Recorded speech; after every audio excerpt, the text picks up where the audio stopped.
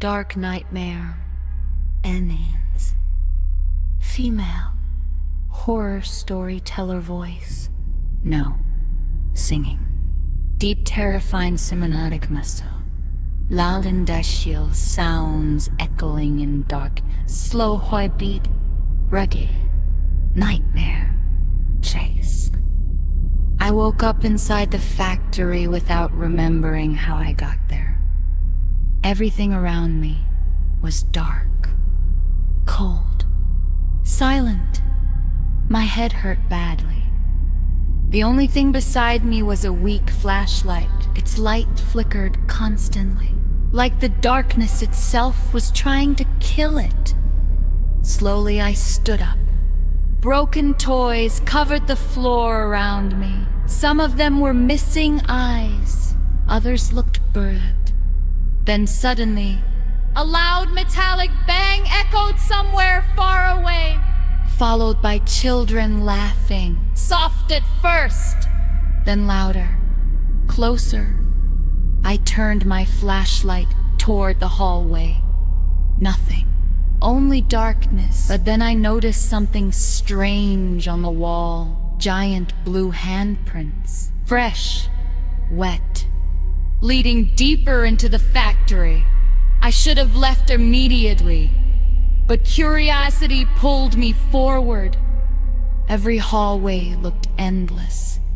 Rusty pipes dripped water from the ceiling. Old toy parts moved slightly on the floor like something had just walked through them. Then the lights above me suddenly turned red. Warning sirens exploded through the building. Experiment when 77 detected. Remain calm. The speakers crackled violently when silence returned. Complete silence. That was when I heard breathing behind me. Slow, deep breathing. My entire body froze. I slowly turned around. Nothing but my flashlight revealed massive footprints beside me. Huge blue footprints, freshly wet. Then suddenly, a hand slammed against the wall beside my head. I screamed. My flashlight flickered upward. Huggy Wuggy was crawling across the ceiling above me, smiling upside down. His giant eyes stared directly into mine. Then his mouth slowly opened. Wider! Wider! Wider than humanly possible! Rows of sharp teeth appeared inside the darkness. Then he screamed! The sound shook the entire hallway. I ran instantly. Huggy footsteps exploded behind me. Doffed. Violent. Getting closer every second. Every time the red lights flashed, he was closer. Blink. Closer. Blink. Closer. Blink. Right behind me! I turned a corner and slammed through an old metal door. The room inside looked like an abandoned daycare.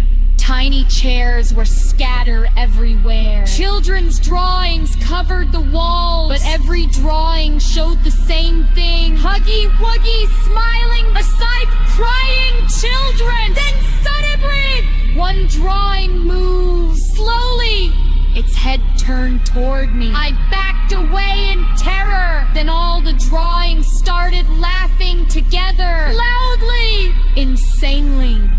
The lights exploded overhead. Darkness swallowed the room. Then tiny footsteps surrounded me. Footing circles around me in the dark. Children whispering Lefty heard. He found you. Don't let him touch you. Run.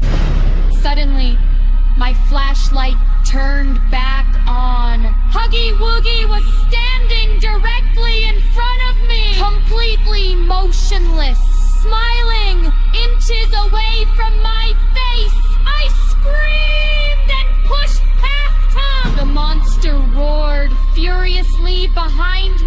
chase became faster. Pipes burst overhead. Steam filled the hallways. Alarms screamed non-stop. Containment failure.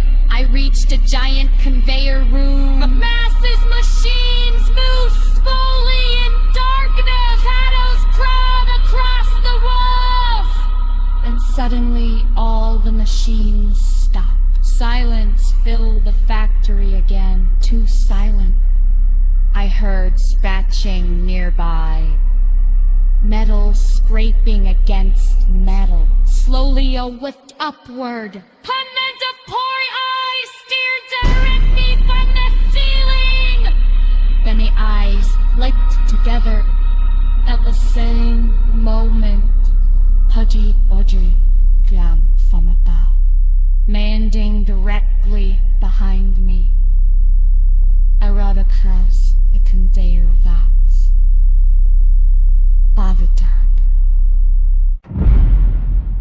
Dark horror ambience. Female storyteller voice. No singing. Deep suspense, low heartbeat and back all in the factory. Huggy Wuggy room for 24 hours. I woke up inside a tiny locked room. Cold concrete walls surrounded me. No windows, only one weak light hanging from the ceiling. The bulb flickered constantly. Buzz. There was a small digital clock on the wall. Then suddenly the speakers above me turned on. Survive for 24 hours, or become his next toy.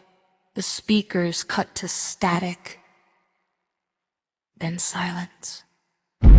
Heavy breathing echoed somewhere outside the room. I slowly backed away from the metal door. Scratching sounds dragged across the other side. Slowly, very slowly, like giant claws searching for a way inside. Then I heard laughing, soft children laughing, right outside the wall. The clock changed. Time moved strangely inside the room. Sometimes too fast, sometimes painfully slow. Suddenly the light above me turned red.